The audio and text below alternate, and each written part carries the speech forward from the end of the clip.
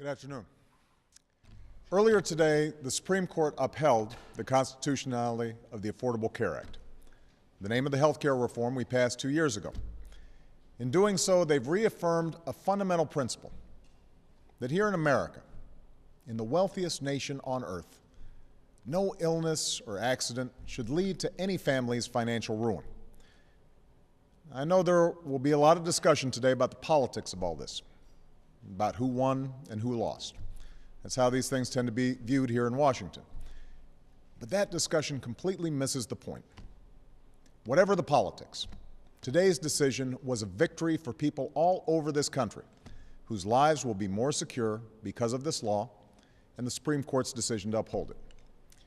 And because this law has a direct impact on so many Americans, I want to take this opportunity to talk about exactly what it means for you.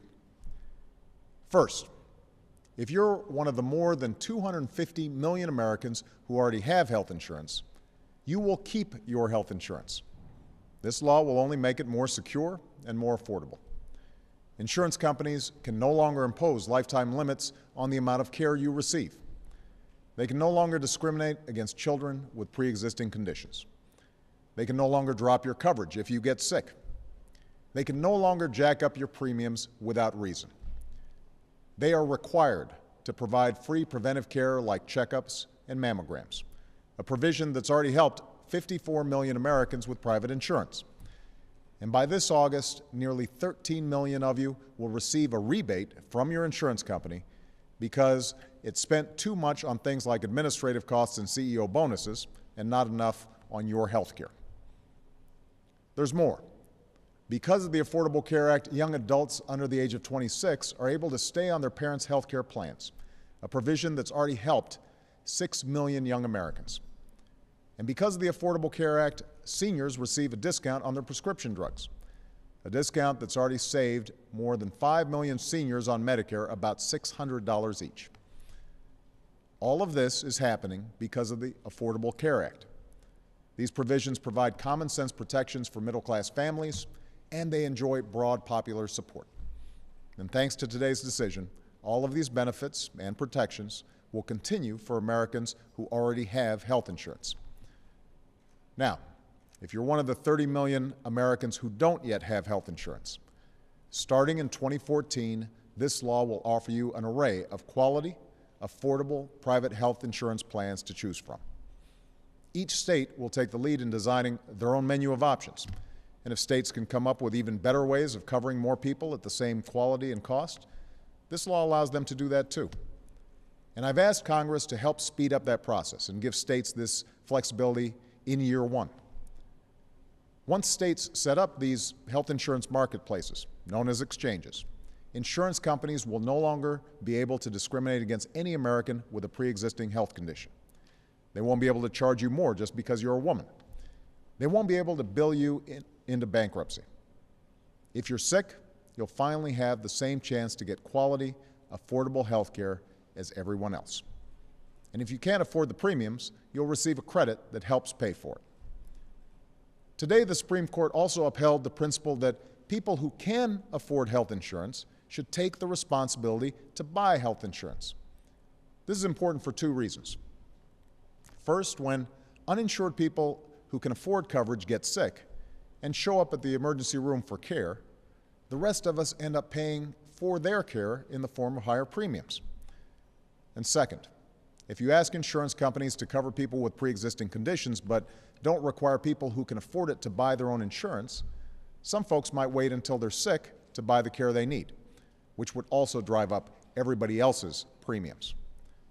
That's why, even though I knew it wouldn't be politically popular, and resisted the idea when I ran for this office, we ultimately included a provision in the Affordable Care Act that people who can afford to buy health insurance should take the responsibility to do so. In fact, this idea has enjoyed support from members of both parties, including the current Republican nominee for president. Still, I know the debate over this law has been divisive. I respect the very real concerns that millions of Americans have shared. And I know a lot of coverage through this healthcare debate has focused on what it means politically. Well, it should be pretty clear by now that I didn't do this because it was good politics. I did it because I believed it was good for the country. I did it because I believed it was good for the American people.